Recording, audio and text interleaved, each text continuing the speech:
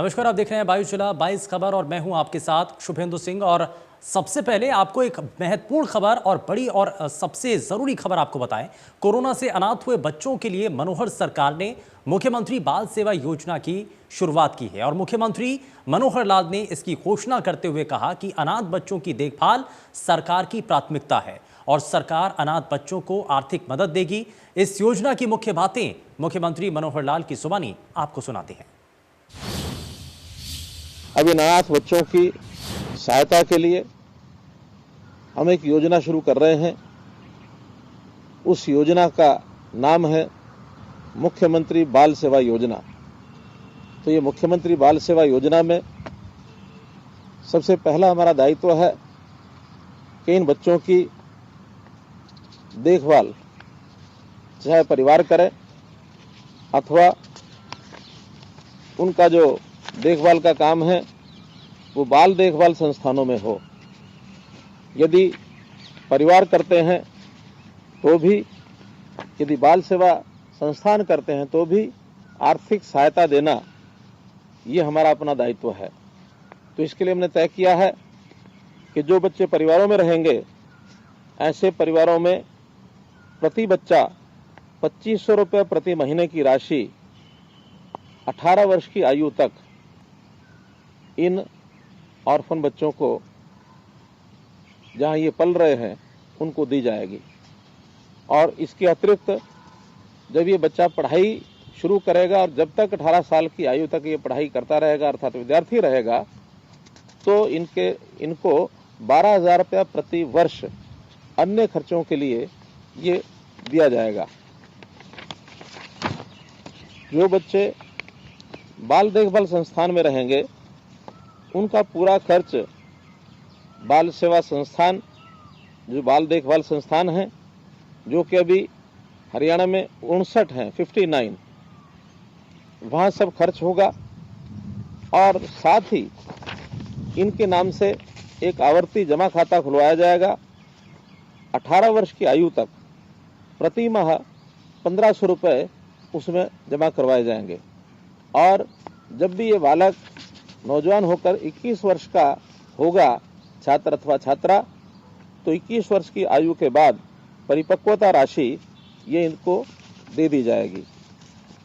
इसी प्रकार कई केसेस ऐसे हैं जहां हमारी बच्चियां, हमारी बेटियां जो किशोर अवस्था में अनाथ हुई हैं, ऐसी बच्चियों को जो हरियाणा में 36 कस्तूरबा गांधी बालिका विद्यालय हैं उनमें पढ़ाई होगी, चाहे वो 6ठी से 8वीं हैं, 6ठी से 10वीं हैं अथवा 12वीं तक। जो हमारे कस्तूरबा गांधी बाल विद्यालय हैं इनमें आवासीय शिक्षा मुफ्त में प्रदान की जाएगी। मुख्यमंत्री बाल सेवा योजना के जरिए प्रदेश की सरकार ने क्या महत्वपूर्ण कदम उठाए, जरा ग्राफिक्स के जरिए आपको बताते हैं। और कोरोना से अनाथ हुए बच्चों के लिए एक राहत भरा कदम प्रदेश की सरकार के द्वारा उठाया गया और इस योजना की शुरुआत की गई है। अनाथ बच्चों के लिए मुख्यमंत्री बाल सेवा योजना शुरू की गई है। परिवार में रहने वाले बच्चों के लिए 2500 रुपये प्रति माह यहाँ पर आर्थिक रूप से मदद प्रदेश की सरकार के द्वारा की जाएगी। वहीं 18 साल की आयु तक आर्थिक सहायता जरूरतमंद बच्चों को दी जा सकेगी और इसके लिए प्रदेश सरकार ने कदम उठाए हैं। और इसी के साथ पढ़ने वाले बच्चों को अन्य खर्चों के लिए 12,000 रुपये प्रति वर्ष उनको दिया जाएगा आर्थिक रूप से। इस दौरान भी प्रदेश की सरकार के द्वारा मदद की जा सकेगी, सहयोग किया जाएगा। बाल देखभाल संस्थान में रहने वालों का खर्च संस्थान उठाएगा, ये भी इस दौरान सुनिश्चित किया गया है। बाल देखभाल संस्थान को प्रति महीना 1500 रुपये दिया जाएगा ताकि बच्चों की जो देखभाल के लिए खर्चा है वो इसके जरिए पूरा हो सके। वहीं राशि अवधि जमा के रूप में बैंक खाते में डाली जाएगी, जिससे आने वाले समय में बच्चों के लिए ये पैसा उपयोग में लाया जा सके। इसका इस्तेमाल बच्चों के आने वाले भविष्य के लिए किया जा सके। 21 साल का होने पर बच्चे को मैच्योरिटी राशि इस दौरान दी जाएगी और जो भी राशि है वो उसके बैंक अकाउंट में जमा होती रहेगी और अन्य पूरा खर्च बाल देखभाल संस्थान पूरी तरीके से करेगी।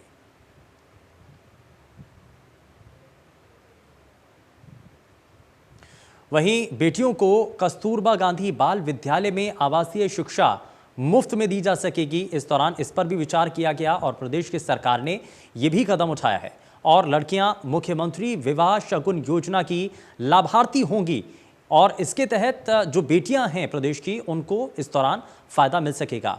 51,000 रुपये खाते में डाले जाएंगे।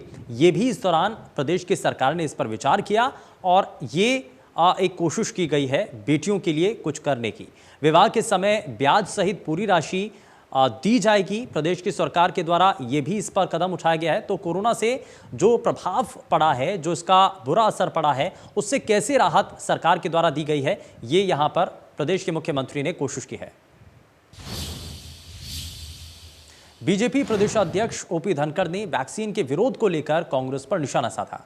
धनखड़ ने कहा है कि कांग्रेस वैक्सीन को लेकर भ्रम फैला रही है। इसके अलावा किसान आंदोलन का समाधान न होने की वजह किसान जत्थेबंदी को बताया। धनखड़ ने कहा कि किसानों की ज्यादातर मांगे इस दौरान मानी गई हैं और सरकार किसानों से बातचीत के लिए हमेशा तैयार है। समय सबसे बड़ा मुद्दा है महामारी से बचने का और हर व्यक्ति ने जो किसी भी काम में है, पहला उसका धर्म बनता है महामारी के समय महामारी से बचने के काम में लगे, वैक्सीनेशन कराए। अगर किसी ने वैक्सीनेशन कराने के प्रति विरोध जताया है तो मैं कहूँगा उसने मानवता का पाप किया है। कांग्रेस पार्टी के लोग, बाकी सारे लोग, कई दलों के लोग वैक्सीनेशन का विरोध करते रहे। इस वैक्सीन को मोदी जी की वैक्सीन बताते रहे। ये कहने लगे हमारी वैक्सीन आएगी तब लगवाएंगे। निश्चित रूप से उन्होंने मानवता के प्रति अपराध किया है, जिसने भी वैक्सीन के बारे में पहले इस प्रकार की अफवाहें फैलाई।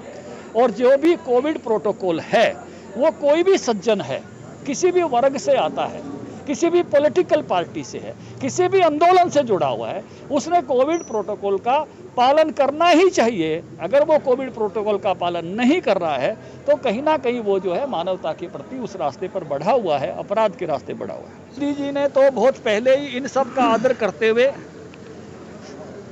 स्टे मिला हुआ है कानूनों पर और 1.5 साल स्थगित करने की हाँ कर ली थी और सभी सुधार जो किसानों ने सुझाए थे वो मान लिया था। मोदी जी तो बिल्कुल खुले मन के साथ इस बात पर आगे बढ़े थे। कहीं रुके तो किसान जत्थेबंदियां रुकी, मोदी जी नहीं रुके। इस समय और प्रदेश के गृह मंत्री अनिल विज ने कांग्रेस के महंगाई पर पूछे जा रहे सवालों को लेकर पलटवार किया।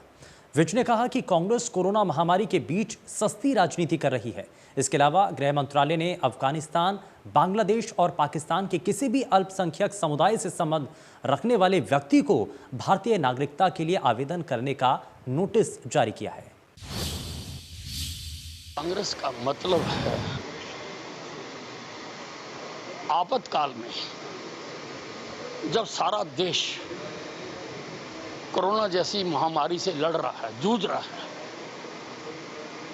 ऐसे समय में ध्यान हटाकर सरकारों को इस ओर से विमुख करना है। लेकिन कांग्रेस रोज नए नए चोले बदल कर आती है, नए नए ढंग से वो ध्यान को भटकाना चाहती है। लेकिन सरकार हिमालय की तरह डट कर खड़ी है और कोरोना के साथ लड़ाई लड़ रही है। इनके विघ्न डालने से ऋषि मुनि भी जब हवन किया करते थे तो राक्षस आके उसमें विघ्न डालने की कोशिश किया करते थे, लेकिन वो कभी कामयाब नहीं हुए। उसमें जो भी उसकी प्रक्रिया होम डिपार्टमेंट तय करेगा और जो उसमें एलिजिबल होंगे वो सब अप्लाई करेंगे और जो नीति तय की गई है उसके तहत सभी को लाभ मिलेगा, चाहे वो हरियाणा हो चाहे कोई हो। केंद्रीय मंत्री रतनलाल कटारिया यमुनानगर पहुंचे और बीजेपी सरकार के दूसरे कार्यकाल के 2 साल पूरे होने पर कार्यकर्ताओं से लोगों की मदद की अपील की है और कटारिया ने दावा किया कि अमेरिका ने 162 दिनों में 24 करोड़ लोगों को वैक्सीन लगाई, जबकि भारत ने 132 दिनों में 21 करोड़ से ज्यादा लोगों को वैक्सीन की डोज दी। इसके अलावा रतनलाल कटारिया ने विपक्ष पर जमकर निशाना साधा। इसके अलावा रतनलाल कटारिया ने किसान आंदोलन को लेकर भी बयान दिया। क्या कुछ कहा, सुनाते हैं। 20 करोड़ लोगों से ऊपर टीके लग चुके हैं। अमेरिका ने 162 दिनों में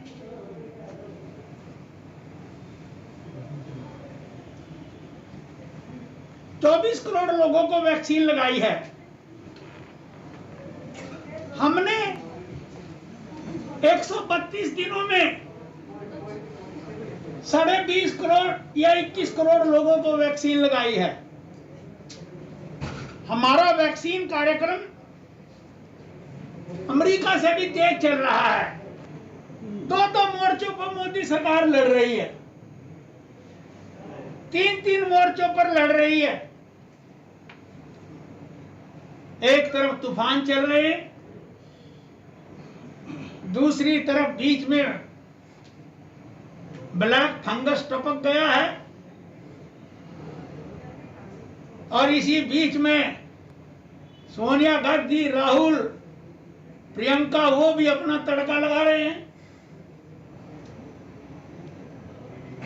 और मोदी सरकार के खिलाफ वो जो भी बयानबाजी करते हैं, एक षड्यंत्र के अंतर्गत उन खबरों को विदेशी चैनलों को दिया जाता है और वो विदेशी चैनल भारत में कोरोना की स्थिति को भयंकर रूप से प्रस्तुत करते हैं। तो कोरोना से लड़ रहा और ये किसान अपना झंडा उठा के जिंदाबाद मुर्दाबाद। अरे सरसों का रेट 4650 की बजाय 7000 और 8000 मिल रहा। सूरजमुखी आज वो भी अपने एमएसपी से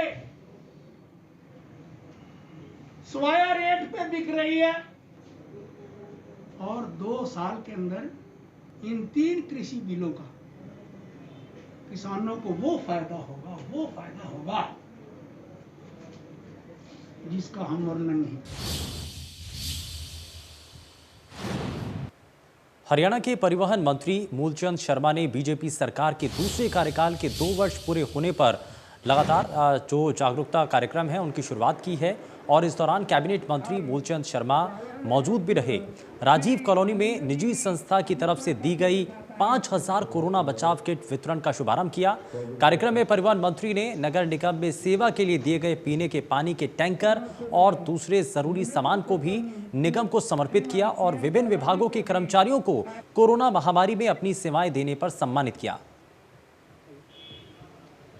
5000 लोगों को छोटी किट बना के दी है जो कोरोना के काम आएंगे। कोरोना मरीज हैं और परिवार में कोई इस तरह की हारी बीमारी हो उसके लिए कोई दवाई है, गोली है, इस तरह की किट कोई प्राइवेट संस्था के लोगों ने हमें दी है। और इसी तरह से हमें ट्रैक्टर है, कोई जनरेटर टाइप ट्रैक्टर है या अपना पानी की सप्लाई, पानी की किसी इलाके में पानी नहीं है कि शर्म के इलाके में कहीं पानी भेजना हो।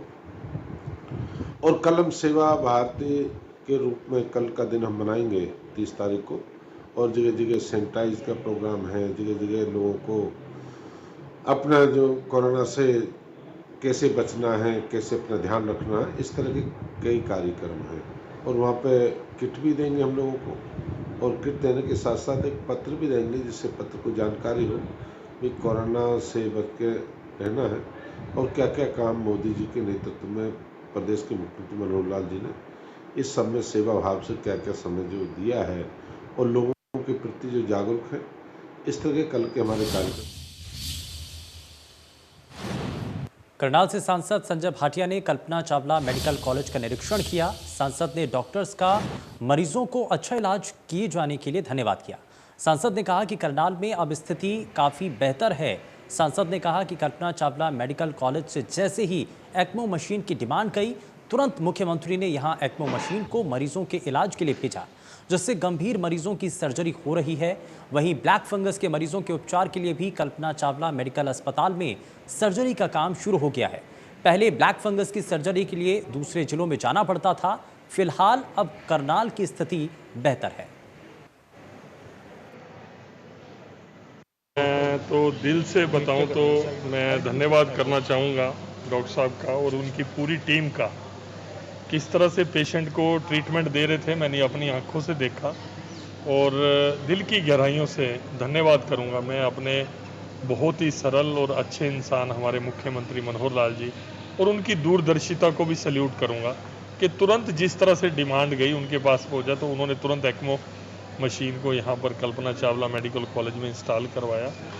और मैं एक बात की और भी डॉक्टर साहब को बधाई दूंगा कि इन्होंने अपनी टीम से एक ब्लैक फंगस की भी सफल सर्जरी की है। अभी उसका ट्रीटमेंट चल रहा है, परमात्मा करे वो सर्वाइव होंगे। कि जिस चीज़ के लिए पेशेंट्स को चाहे एक्मो मशीन्स थी या ब्लैक फंगस के लिए जाना पड़ता था दूर दूर, चाहे गुड़गांव में जाना पड़ता था, दिल्ली जाना पड़ता था, पीजीआई जाना पड़ता था, वो आज अपने ही क्षेत्र में मेरे को इस बात का बड़ा सुकून है कि मेरे क्षेत्र के इस कल्पना चावला मेडिकल कॉलेज ने यहाँ का नाम ऊंचा किया है और जिस तरह से लोग सेवा में लगे हुए हैं उनका भी दिल बढ़। गुरुग्राम में ज़्यादा से ज़्यादा लोगों को वैक्सीन लग सके, इसको लेकर जिला स्वास्थ्य विभाग की तरफ से तैयारियां लगातार की जा रही हैं।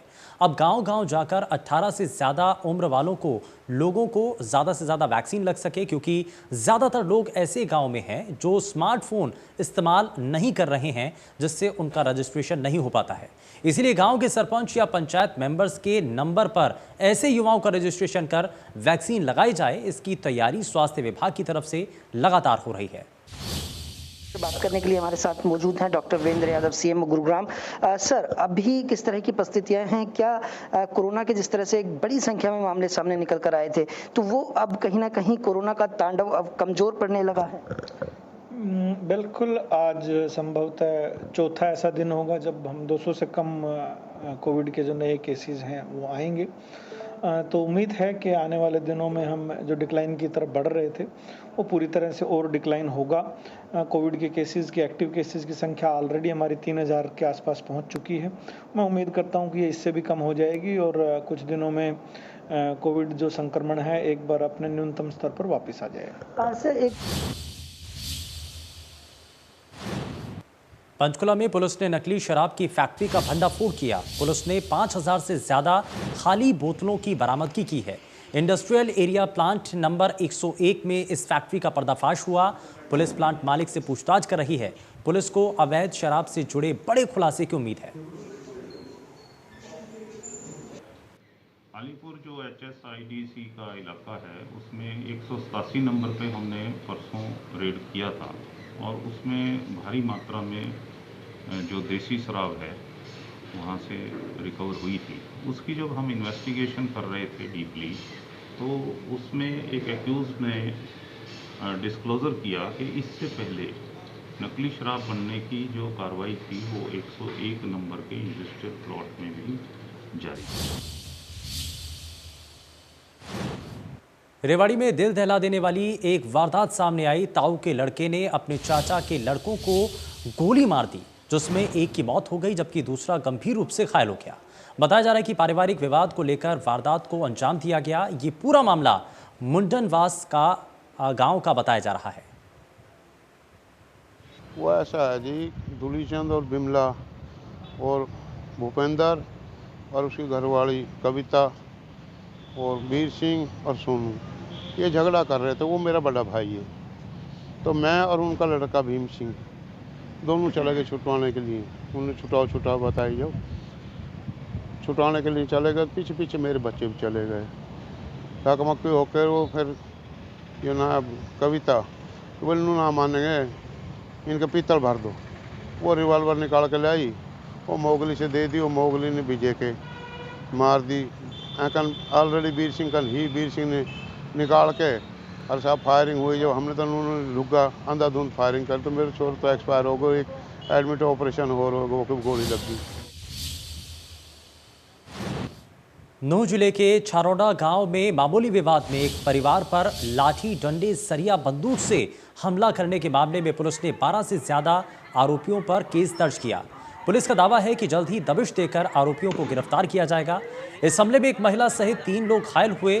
परिवार पर जानलेवा हमले का वीडियो सामने आया।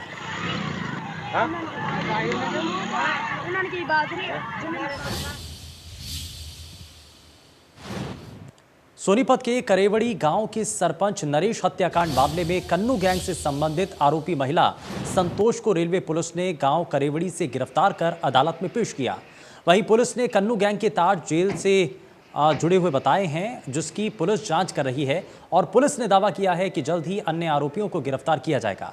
22 मई को गांव के सरपंच नरेश को आधा दर्जन से ज्यादा लोगों ने गोली मारकर हत्या कर दी थी, जहां सरपंच हत्याकांड मामले में कन्नू गैंग का नाम सामने आया। गांव करेवड़ी में हत्या करने का सिलसिला पुरानी रंजिश बताया जा रहा है। जानकारी के मुताबिक मृतक सरपंच नरेश ने साल 2016 में संजय को हराकर पंचायती चुनाव में जीत हासिल की थी, जिसको लेकर दोनों पक्षों में तनातनी का माहौल बना हुआ था।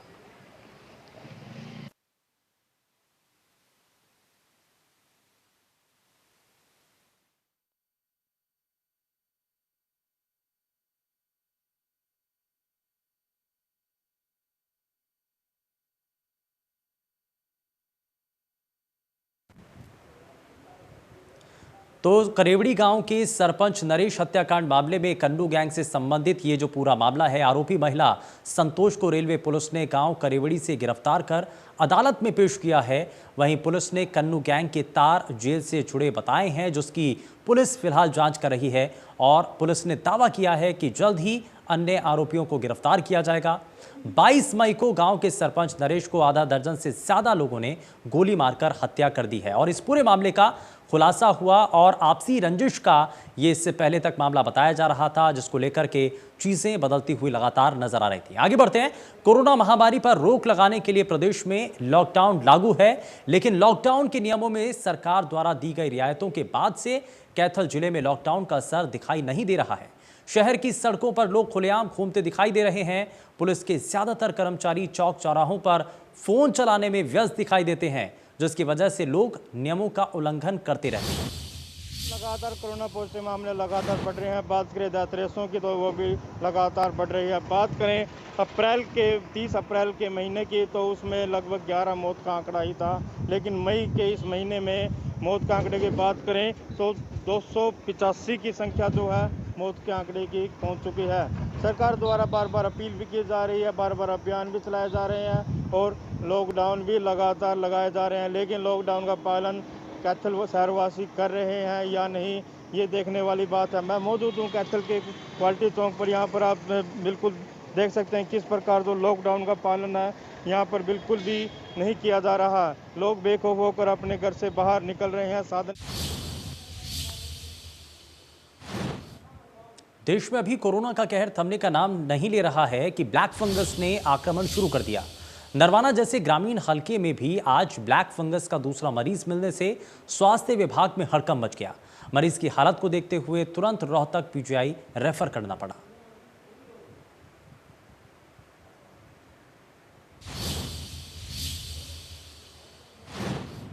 पंचकुला में 30 मई को सेक्टर 3 ताऊ देवीलाल स्टेडियम में दूसरा ड्राइव थ्रू वैक्सीनेशन अभियान चलाया जाएगा। डीजी मुकेश आहूजा ने व्यवस्थाओं का जायजा लिया। उपायुक्त ने बताया कि दूसरा ड्राइव वैक्सीनेशन ऑन व्हील अभियान सुबह 8 बजे से शाम 5 बजे तक चलाया जाएगा। इसमें 18 साल से ऊपर के सभी आयु वर्ग के लोगों को टीकाकरण किया जाएगा। उन्होंने सभी लोगों से अनुरोध किया है कि वो टीकाकरण करवाने के लिए नाश्ता करके आएं। खाली पेट वाले नागरिकों का टीकाकरण नहीं किया जाएगा।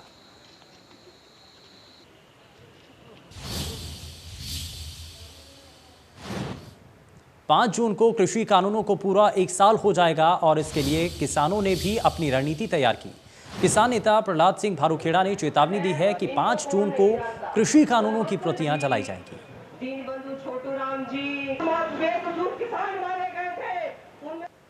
5 जून को इन 3 काले कानूनों को लागू हुए 1 साल हो जाएगा। इसलिए संयुक्त मोर्चे ने यह फैसला लिया गया है कि 5 तारीख को पूरे देश के अंदर बीजेपी के सांसदों, बीजेपी के और हरियाणा के अंदर जेजेपी बीजेपी की जो गठबंधन की सरकार है, इनके विधायकों और इनके सांसदों के घरों के आगे 3 काले कानूनों की प्रतियां जलाई जाएगी। तो सभी हरियाणा वासियों से अपील है कि सब अपने अपने क्षेत्र के अंदर जहां जहां ये सांसद और विधायक हैं जेजेपी और बीजेपी की, उनके घरों के आगे जाके प्रतियां 3 काले कानून। फिलहाल के लिए बस उतना ही। नमस्कार।